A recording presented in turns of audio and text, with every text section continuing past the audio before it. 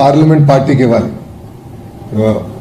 కృష్ణ ఉన్నారు, హరీష్ ఉన్నారు, రామ్మోహన్ నాయుడు ఉన్నారు, వెమ్మసాని గారు ఉన్నారు, మిగతా సభ్యులందరూ కూడా కలిసికట్టుగా అందరూ కూడా వాళ్ళకున్న రిలేషన్స్తో ప్రతి పార్టీతో వాళ్ళు మాట్లాడారు, వాళ్ళకి అర్థమయ్యే విధంగా చెప్పారు. ఎందుకంటే ఇక్కడ చాలామందికి తెలీదు అమరావతి రైతులు పడిన కష్టం, వాళ్ళు ఎదుర్కొన్న అవమానాలు చాలామందికి తెలియదు.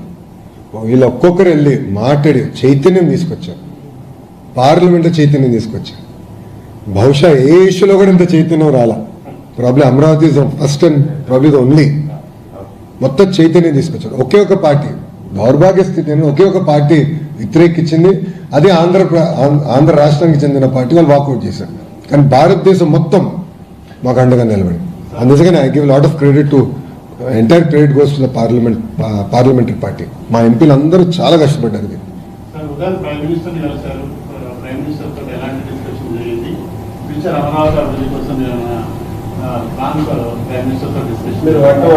మీరు ఎక్స్పెక్టేషన్స్ బాగా పెంచుతారు సార్. నేను ఒకటే చెప్పా గౌరవ ప్రధానమంత్రి గారు, సార్ ఈరోజు అమరావతి రైతులు హాయిగా పడుకోగలుగుతున్నారు. మీ కృషి వల్ల మీరు మమ్మల్ని ఇట్లా ప్రోత్సహించారు కనుక మేము అన్ని బిల్ క్లియర్ చేసి అన్ని చేయగలిగాం. దానికి 5 కోట్ల ఆంధ్రుల తరఫున మా హృదయపూర్వక ధన్యవాదాలు తెలుపడం జరిగింది. అంతేకాకుండా గౌరవ ప్రధానమంత్రి గారు ఇస్తున్న సహకారం వల్ల అమరావతి, పోలవరం, గూగుల్, ఆర్సిలర్ మిత్తల్ ఇలా అనేక ప్రాజెక్టులు కూడా చేయగలుగుతున్నాం. అంటే ఆయన ఒకటేనారు, వ్యక్తులు శాశ్వతం కాదు, అధికారం శాశ్వతం కాదు, కానీ వ్యవస్థ శాశ్వతం. ఆ వ్యవస్థని మనం ముందరికి పటిష్టంగా తీసుకెళ్ళాలి. మారుతున్నప్పుడు వ్యవస్థలు దెబ్బతింటే దేశం దెబ్బతింటుంది, అది కరెక్ట్ కాదు అని చాలా స్పష్టంగా చెప్తాం జరిగింది. నేను గౌరవ ప్రధానమంత్రి గారు కూడా చెప్పాను, భోగాపురం ఎయిర్పోర్ట్ పనులను కూడా పూర్తవుతున్నాయి. ఓపెనింగ్కి గౌరవ ప్రధానమంత్రి గారు వస్తే బాగుంటున్నా, తప్పనిసరిగా వస్తానని కూడా ఆయన చెప్తాం జరిగింది. సో ప్రధానమంత్రి గారు కూడా మమ్మల్ని అందరూ ఎంపీలందరూ కూడా ఆయన ఈరోజు కలిశారు, మా అందరితో ఫోటో కూడా దిగారు.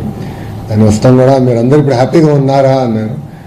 అప్పుడు మా రామ్మోహన్ నాయుడు గారు, సార్ ఆంధ్ర రాష్ట్ర ప్రజలు, అమరావతి రైతులు సంతోషంగా ఉన్నారని చెప్తాం జరిగింది ఆయనకి.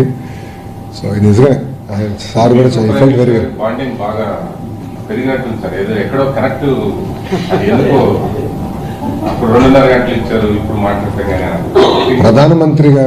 ప్రధానమంత్రి గారికి ఆంధ్ర రాష్ట్రాన్ని ముందలు తీసుకెళ్లాలని కోరుకో.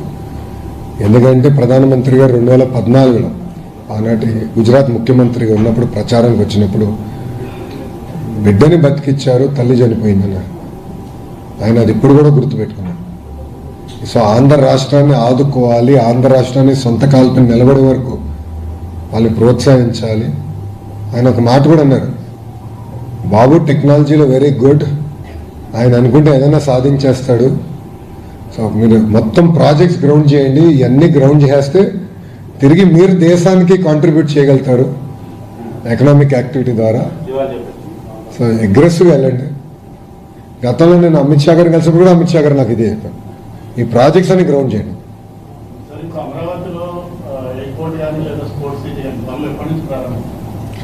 ఇప్పుడు స్పోర్ట్స్ సిటీ అది ఇమీడియట్గా స్టార్ట్ చేస్తాం. ఎయిర్పోర్ట్ ఇప్పుడు వర్క్ జరుగుతుంది, దట్ ఆల్సో ఒక ప్రణాళిక పెట్టుకుని మేము ముందరికి తీసుకెళ్తాం.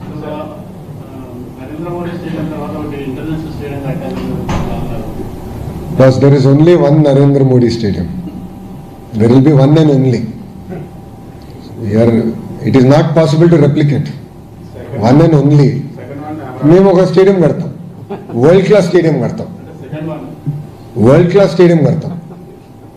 But there be one and only Narendra Modi stadium. స్టేడియంతో ఎవరు పోటీ పడలేరు.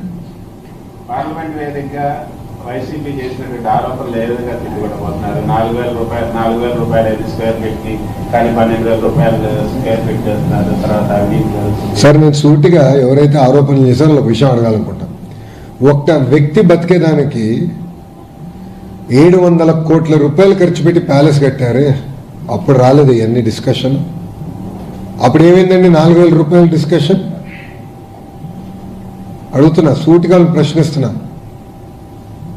50 కోట్లు ఒక ముఖ్యమంత్రి బతికేదానికి ఇల్లుకి 50 కోట్లు ఖర్చు పెడితే ఎక్కువ. అలాంటిది వాళ్ళ లెక్కలేస్తే 50 కోట్లు కూడా అవ్వకూడదు. సో ఒక పక్కన 500 కోట్ల రూపాయలు ఖర్చు పెట్టారు, మళ్ళీ ఎన్జిటి మా పైన ఫైన్ వేసింది స్వామి ఇంకో 200 కోట్లు, అంటే 700 కోట్ల రూపాయలు ఒక వ్యక్తి బతికేదానికి ఖర్చు పెట్టారు. ఇక్కడ మేము కట్టేది వ్యక్తుల కోసం కాదు, 5 కోట్ల ఆంధ్రుల కోసం రాజధాని కడుతున్నాం.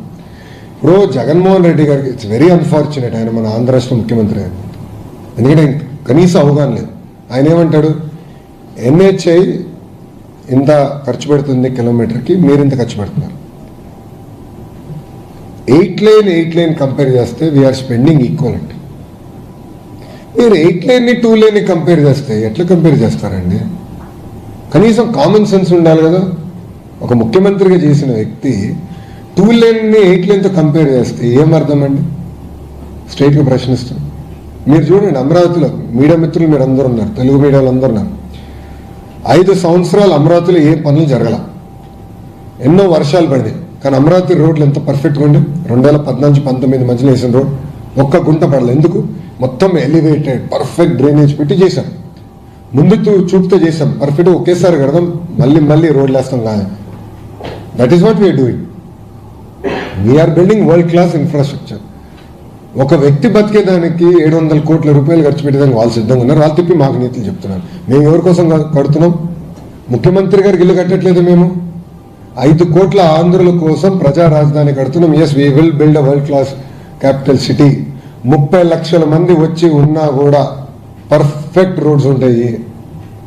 సో మళ్ళీ ఎక్కడ బాటిల్ నెక్ ఉంటాం, ఎన్ని లేవు, సర్వీస్ రోడ్స్ ఉన్నాయి. మీరు సీడ్ ఆల్ ఈ రోడ్స్ అని మీరు చూస్తే there all 8 lane roads with services centre, express. ఫ్యూచర్లో మెట్రో పెట్టాలంటే కూడా అన్ని ప్లాన్ చేసుకున్నాం. ఇప్పుడు వైకాపాలు అడుగుతారు మెట్రో అవసరమా అమరావతి కానీ, ఈరోజు అవసరం ఉండదు కానీ అవసరం వస్తుంది. ఇది మేము ఆనాడు హైదరాబాద్ కూడా అవసరం వస్తుందని చెప్పాం. వీళ్ళే ఎగతాలు చేశారు కదా కంప్యూటర్ అన్నం పెడుతుందా అని, వైకాపాలో ఉన్న నాయకులు ఎగతాలు చేశారు గతంలో, కంప్యూటర్ అన్నం పెడుతుందా అని. హైదరాబాద్కి మెట్రో అవసరమా అని, హైదరాబాద్కి 5,000 ఎకరాలతో ఒక ఎయిర్పోర్ట్ అవసరమా అని అడిగిన వాళ్ళు ఇప్పుడు చూడండి Hyderabad airport. You see Hyderabad airport today. That is the difference between a visionary and a prisonary. 5 కోట్ల ఆంధ్రులు దయచేసి ఇది గమనించాలి. విజనరీకి ప్రిజనరీకి మధ్యన ఉన్న తేడా ఇది. 2 సంవత్సరాలు, 2 years అయిపోతుంది సార్. గౌరవ ముఖ్యమంత్రి గారు డేట్ ఇచ్చారు, అది అయిపోతుంది. 100% పూర్తి చేస్తాం, 100% పిలుస్తాం. Why any doubt? అది గౌరవ ముఖ్యమంత్రి గారు డిసైడ్ చేస్తారు సార్. నాకు ఉన్న ఉద్యోగం పీకించేటట్టున్నారు స్వామి. డన్. థ్యాంక్ యూ అమ్మా. జై Amaravati.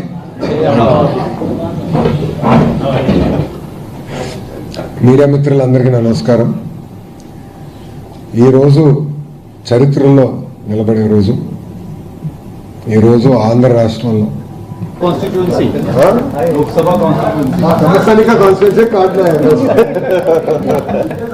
Thank you. Sorry I got late. I was in the parliament, then I met the chairman. చలో, I catch up. Thank you.